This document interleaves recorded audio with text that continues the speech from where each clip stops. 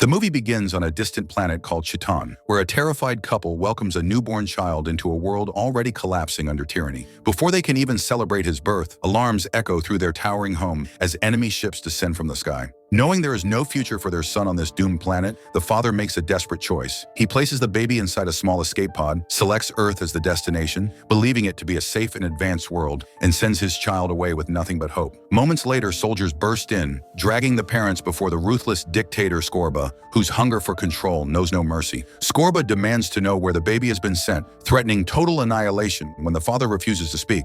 That is when Skorba's daughter, Agatha, intervenes. Cold, intelligent, and eager to prove herself, she reads the father's mind and uncovers the truth. The child is heading to Earth. Determined to capture him alive, Agatha launches after the pod, but fate interferes when the baby's craft collides with a satellite, sending it off course. Agatha lands in the United States, while the child is unknowingly redirected toward Spain, setting the stage for a destiny no one could predict. On a quiet road in rural Spain, a humble couple named Juan and Maria nearly crash their truck when a strange object falls from the sky. Investigating the wreckage, they discover a baby inside the pod, crying loudly and sporting a tiny but unmistakable mustache. Shocked yet compassionate, Maria instantly falls in love, while Juan hesitates until the baby grabs his finger and bends it backward with impossible strength. Realizing this child is no ordinary infant, they take him home, shave his mustache only to watch it instantly grow back, and decide to raise him as their own, naming him Juanito. As Juanito grows, his differences become impossible to hide. He runs faster than any child, sees farther than anyone else, and lifts objects that should crush him. But instead of admiration, his powers earn him isolation. Other children see him as strange, and even when he tries to fit in, he fails spectacularly.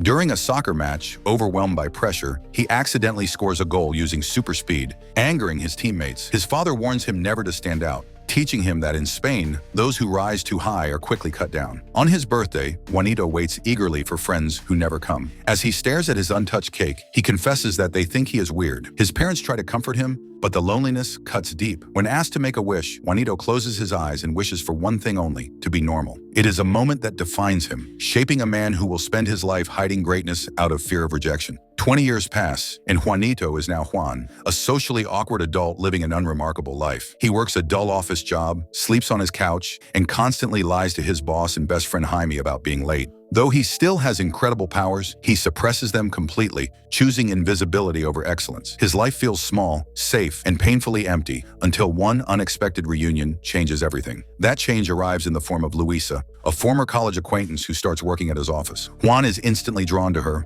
though his shyness makes every interaction uncomfortable. A painfully awkward welcome party leads to a spontaneous dinner invitation, and for the first time in years, Juan feels a spark of possibility. But even this moment of connection unravels when he fails to stand up for himself during a confrontation with rowdy teens, reinforcing his belief that hiding is easier than being brave. Later that night, while sitting alone at a train station, Juan's life takes a sudden turn. A runaway train hurtles down the tracks with no brakes, threatening dozens of lives. Staring at a sign that seems to speak directly to him, Juan makes a choice. He stops running from who he is. Using his speed and strength, he risks everything to halt the train, saving countless lives before disappearing into the shadows, determined not to be seen. The next day, the city explodes with news of a mysterious hero. As people debate whether the rescue was real or staged, Juan listens quietly, torn between pride and fear. But the act does not go unnoticed. Across the ocean, Agatha sees the footage and knows instantly that the lost child of Chiton has finally revealed himself. She contacts her father, who threatens to destroy Earth if the boy is not delivered to him alive. Soon after, Agatha reaches out to Juan, revealing herself and claiming they come from the same planet. She promises answers, purpose, and power beyond imagination. Juan refuses to believe her and tries to walk away. But Agatha reads his mind and discovers his emotional weakness, Luisa. Realizing she cannot control him directly, Agatha changes tactics and begins targeting those closest to him. As strange attacks and manipulations unfold, Juan's life spirals out of control. Misunderstandings drive a wedge between him and Luisa, while Jaime, blinded by jealousy and desperation, is lured into Agatha's schemes. Confused, frightened, and overwhelmed, Juan finally returns home to his parents in search of the truth about his origins. That truth arrives when his parents reveal the hidden pod that brought him to Earth. When Juan touches it, a hologram of his real father appears, explaining the fall of Chiton and urging Juan to embrace who he truly is. Though shaken, Juan still struggles to accept his destiny until his mother finds a mysterious cloth bearing an S. From it, she creates a simple suit, symbolizing the hero he was always meant to become. Juan's first attempts at heroism are clumsy and embarrassing. He cannot fly properly, crashes into buildings, and frightens children without meaning to. Yet with every failure, he grows more confident. For the first time, he begins to believe that maybe being different does not have to mean being alone. If you suddenly discovered you had powers that could change everything, but they also put the people you love in danger, would you step forward or keep hiding? Tell me in the comments what you would do. Juan's fragile progress shatters when Luisa is kidnapped and used as bait. Agatha demands that Juan join her and her father to rule Earth. Refusing to abandon his humanity, Juan storms Agatha's headquarters, only to be overwhelmed by her technology and a painful frequency designed to weaken him. Even then, Luisa and Jaime push him forward, reminding him that strength does not come from powers alone, but from the people who believe in you. Scorba finally arrives on Earth, cruel and dismissive, belittling Agatha despite her loyalty. When Juan escapes, Scorba's rage turns inward. In a shocking moment, Agatha kills her own father to gain his approval, inheriting his army and fully embracing her role as a conqueror. Broken by guilt and fear, Juan briefly gives up, burning his suit and deciding the world would be better off without him. But Agatha makes her final move, activating a colossal war machine and threatening to destroy Earth, starting with Juan's hometown. Forced into one last stand, Juan faces her head-on.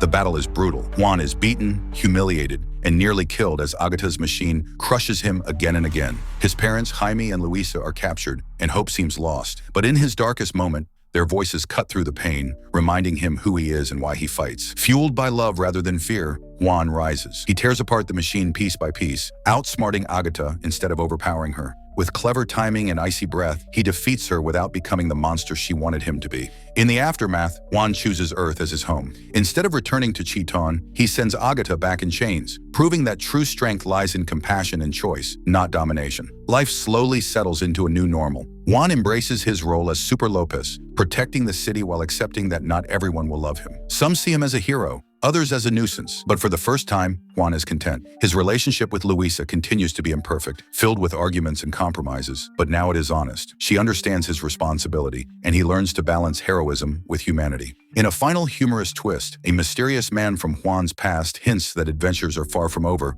reminding us that even legends can have unfinished business. Superlopez is not a story about becoming perfect. It is about accepting flaws, choosing courage over comfort, and learning that greatness often hides behind insecurity. If you enjoyed this cinematic recap, make sure to like the video, subscribe to Great Animation Recaps, turn on the notification bell so you're the first to catch our next epic story, drop a comment with your thoughts, and keep watching for more unforgettable movie journeys.